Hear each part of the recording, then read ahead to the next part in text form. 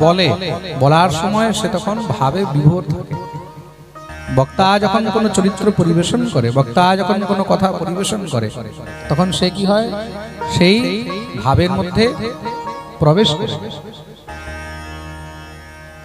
আপনাদেরকেও কালকে পরিবেশন করবে আমাদের শিবুদাদা, মনে রাখবে কালকেও পাঠ হবে, আর কালকে পাঠ করবে আমাদের শিবুদাস মহারাজ।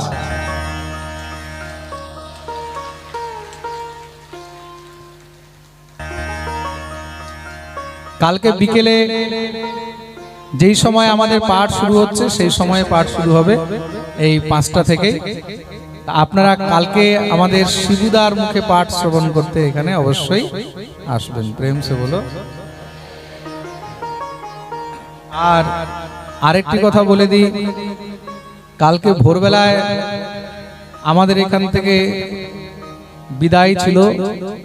কালকে ভোরেই আমরা বেরিয়ে যেতাম, কালকে টিকিট ছিল, কিন্তু একটুখানি শারীরিক অসুস্থতা আর বাকি কিছু ভক্তদের বিশেষ আগ্রহ যে মহারাজজি একটি দিন যদি আরো আপনি থাকেন তাহলে আমরা একটু আপনার সঙ্গে ভালো করে দেখাও করতে পারি, তার জন্য কালকে টিকিট ক্যান্সেল করা হয়েছে।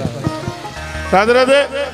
আমাদের কমিটির আমরা যারা ভাইরা আছি না, সবাই মিলে বাবার শরীরের অবস্থা দেখে, এবং বহু দূর দূর থেকে ভক্তরা আসছে, তো এখনো 15 জন নবদ্বীপ ডিমাপুর থেকে আসছে, পৌঁছেনি এখনো। তদ্রূপ আগামী করলে বাবা এখানে 2টা অবধি কিংবা 1টা অবধি থাকবেন।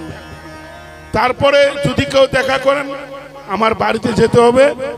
আপনারা সবাই চেষ্টা করবেন 2টার ভিতরে, এখানে 1টার ভিতরে যেখানে বাবা আছে এখানে দেখা করবেন। আমরা বাবার টিকিটটা বাইফোর্স ক্যান্সেল করেছি। আপনার শরীর যদি খারাপ হয়, আপনি যদি না থাকেন আমরা আনন্দ কোথায় পাবো? এই জন্য বাবার টিকিটটা আমরা ফ্লাইটে নিয়েছি। রাধে।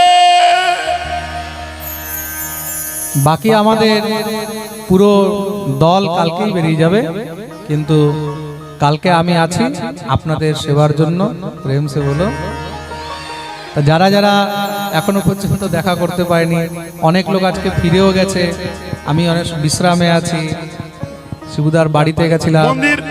মন্দির নির্মাণের জন্য এবং বৃদ্ধ জন্য, বৃদ্ধ মন্দিরের জন্য যে কলকাতায় তৈরি হচ্ছে এবং বৃন্দাবনে আপনারা যতটুকু সম্ভব যত করে আপনারা দিবেন সেটাই আপনাদের থাকবে। আমরা তো শুধু উপলক্ষ, আমাদের কমিটি বাবা আসছেন, বৃন্দাবনে মন্দির হচ্ছে মেইন, বৃন্দাবনের মধ্যে হলে আমরা যেই যাব গিয়ে থাকতে তো পারবো। বলো রাধে।